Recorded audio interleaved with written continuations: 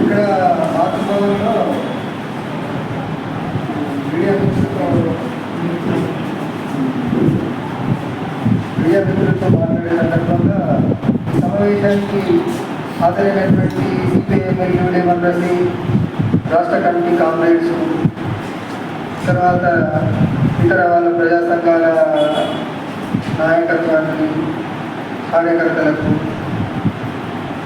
వాళ్ళ అంశాల మీడియా మిత్రులకు, హాజరైనటువంటి మీడియా మిత్రులకు అభినందనలు.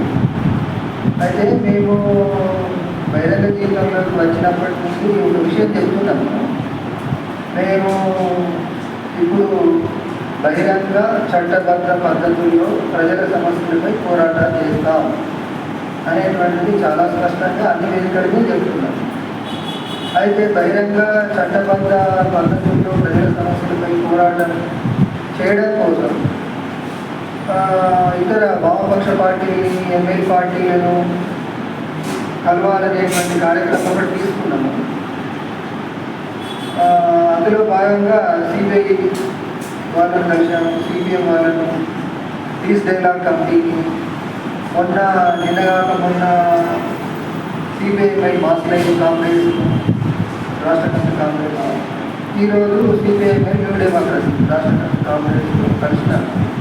ఈ కలిసిన సందర్భంగా జనరల్గా మాది ఒక రాజకీయ పార్టీ కాబట్టి రాజకీయ పార్టీలు మాట్లాడుకునే సందర్భంగా దేశంలో అంతర్జాతీయ పరిస్థితులు, దేశీయ పరిస్థితులు, రాష్ట్రంలో ఉన్నటువంటి రాజకీయ పరిస్థితుల గురించి చర్చించుకోవడం జరిగింది. ఈరోజు దేశంలో జనరల్గా ఆక్సిజన్ సమస్యలు, దేశంలో రాష్ట్రంలో చాలా ప్రజల్లో ఉన్నటువంటి అన్ని సెక్షన్ల యొక్క సమస్యలు పెరిగిపోతున్నాయి.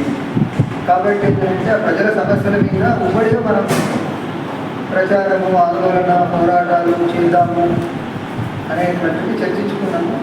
ఈ చర్చ సందర్భంగా పరస్పరం వీక్షించుకోవడం జరిగింది. అభిప్రాయాన్ని చాలా పాజిటివ్ వాతావరణంలో సమావేశం జరిగింది. దానికి డెమోక్రసీ రాష్ట్ర కమిటీ కాంగ్రెస్ అభినందిస్తున్నాం. ఇలాంటి సమావేశాలు ఇంకా కూడా భవిష్యత్తులో కూడా కొన్ని జరుపుకోవాల్సిన అవసరం ఉంది అనేటువంటిది అనుకున్నాము. దాంతోపాటుగా మేము బహిరంగ చట్టబద్ధంగా పనిచేయాలనుకుంటున్నాం కాబట్టి పార్లమెంటరీ పార్టీలను కూడా కలుస్తాము అనేటువంటిది మరోసారి చెప్పాలనుకుంటున్నాము. అదే సందర్భంగా అవసరాన్ని బట్టి ప్రభుత్వాన్ని కూడా ప్రజల సమస్యలు కావచ్చు, మాకున్నటువంటి మా పార్టీకి సంబంధించిన విషయం కావచ్చు, ఇలాంటి విషయాల మీద ప్రభుత్వాలతో కూడా కలిసి మాట్లాడేది. ఈ విషయాల కోసమే ఈ విషయాల మేరకు మేము మాట్లాడాలి.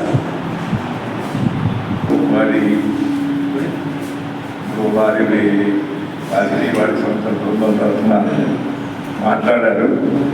ఈ సందర్భంగా దేశంలోని రాజకీయ పరిస్థితులు కొంత తీవ్రంగా ఉన్నాయి. ఎస్ఐఆర్ అనేటువంటిది ప్రత్యేకంగా ముందుకొచ్చినటువంటిది. ఈ ఎస్ఐఆర్ అనేటువంటిది స్పెషల్ ఇంటెన్సివ్ రివిజన్ అనేటువంటిది నడుస్తున్నది. తెలంగాణ రాష్ట్రమే కాకుండా 16 రాష్ట్రాల్లో జరుగుతున్నది. ఈ 16 రాష్ట్రాల్లో జరుగుతున్నటువంటి ఎస్ఐఆర్ను ఒక 6-8 అంశాలను మేము ఎలక్షన్ కమిషనర్కు కూడా ఒక విజ్ఞప్తి చేశాము.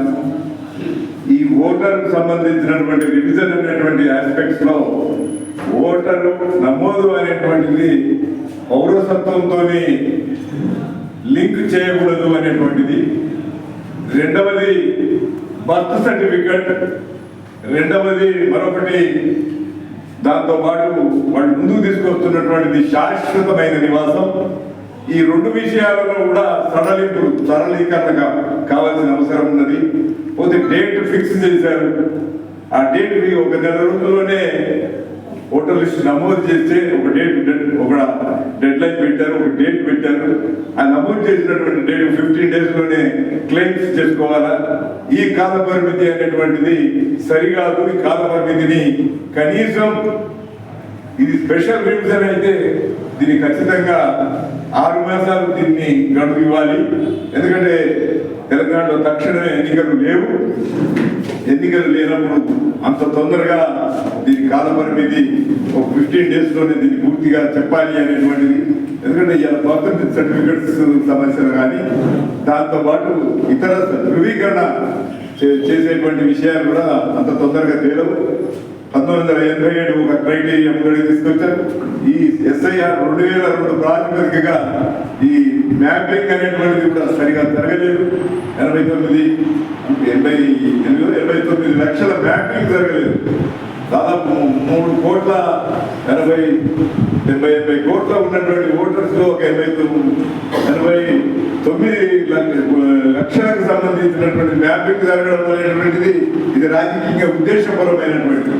ఎందుకంటే ఎందుకు రాజకీయ ఉద్దేశం పరమైనది అంటే ఇప్పటికీ బీహార్లో ఓట్లు తొలగించారు, బెంగాల్లో ఓట్లు తొలగించారు, అస్సాంలో ఓట్లు తొలగించారు, అనేక రాష్ట్రాల్లో తొలగించారు. మొత్తం ఒక అసెస్మెంట్ ఏంటిది అంటే దేశంలో 9 కోట్ల ఓట్లను తొలగించేటువంటి ప్రక్రియ ఉన్నది. దీనికి బీజేపీ రాజకీయ ఉద్దేశం ఉన్నది. ఎందుకంటే మైనారిటీస్ మీద దీని పొలిటికల్ అటాక్ ఉన్నది, ఆదివాసీల మీద అటాక్ ఉన్నది, దళితుల మీద అటాక్ ఉన్నది, మహిళల మీద అటాక్ ఉన్నది. ఎందుకంటే ఇల్లిటరసీ సబ్జెక్ట్ ఇంకా దేశంలో ఉంది కాబట్టి ఇలాంటి అటాక్స్ అనేటువంటిది ఒక రాజకీయ ఉద్దేశంతో ప్రతిపక్షాల ఓట్లు లేకుండా చేయాలనేటువంటి రాజకీయ ఉద్దేశం, డబల్ ఇంజన్ సర్కార్ తీసుకురావాలనేటువంటి ఉద్దేశం, దాంతోపాటు దేశంలో ఒక హిడెన్ ఎజెండా మనుధర్మం హిందూ రాజ్యం తీసుకురావాలనేటువంటి కుట్ర ఉంది. కాబట్టి SIR ను ఒక సాధారణమైనటువంటి ఓటర్ నమోదు ప్రక్రియగా చూడడం లేదు. గతంలో SIR వచ్చినప్పుడు ఎప్పుడు కూడా ఇష్యూ కాలేదు, అసలు ఎవరికి తెలియదు. ఒక SIR అనేది వచ్చింది, ఒక రివిజన్ వచ్చింది, అట్లా రియల్ ఓటరా నకిలీ ఓటరా ఇవన్నీ కూడా ఎవరికి తెలియదు. ఇది ఫస్ట్ టైం రియల్ ఓటర్ ఎవరు, నకిలీ ఓటర్ ఎవరు, దేశాల్లో ప్రతి ఓటర్ దీనికి పౌరసత్వం సబ్జెక్టు లింక్ చేస్తున్నారు. ఒకవేళ ప్రజలకు సంబంధించిన అనేక బెనిఫిట్స్ లింక్ చేసేటువంటి పరిస్థితి ఉన్నది. కర్ణాటక వాడు ముఖ్యమంత్రి ఓపెన్ గానే డిక్లేర్ చేశాడు, మీరు అన్ని ఓట్లన్నీ నమోదు చేసుకోండి, లేవు మీకు ఇబ్బంది అవుతుంది. ప్రాక్టికల్ గవర్నమెంటే చెప్తున్నది, ప్రతిపక్ష ప్రభుత్వంగా ఉన్నది, డైరెక్ట్ గా చెప్తున్నారు మీ బెనిఫిట్స్ దగ్గర పరిస్థితి ప్రతి ఓటర్ నమోదు చేసుకోవాలా అక్కడి నుంచి అనేటువంటిది స్పష్టంగా చెప్పే పరిస్థితి వచ్చింది. అంటే అది అధికారంలో ఉన్న రూలింగ్ క్లాసెస్ కూడా ఎందుకంటే కాంగ్రెస్ బీహార్లో ఫెయిల్ అయింది, బెంగాల్లో ఫెయిల్ అయింది, అస్సాంలో ఫెయిల్ అయింది. కాబట్టి ప్రతిపక్షాలు ఓపెన్ గానే ఓటర్ నమోదు ప్రక్రియలో వాళ్ళు బూత్ లెవెల్ వాళ్ళకి సంబంధించినటువంటి రిజిస్టర్డ్ పార్టీస్, రికగ్నైజ్డ్ పార్టీస్ వాళ్ళకు సంబంధించిన ప్రతినిధులను పెట్టుకోవడానికి అవకాశం ఇస్తున్నారు. కాబట్టి వాళ్ళు 2 మాసాల నుంచే కాంగ్రెస్ పార్టీ ఇక్కడ రాష్ట్రంలో దాని ప్రత్యేకమైనటువంటి కార్యక్రమం తీసుకున్నది.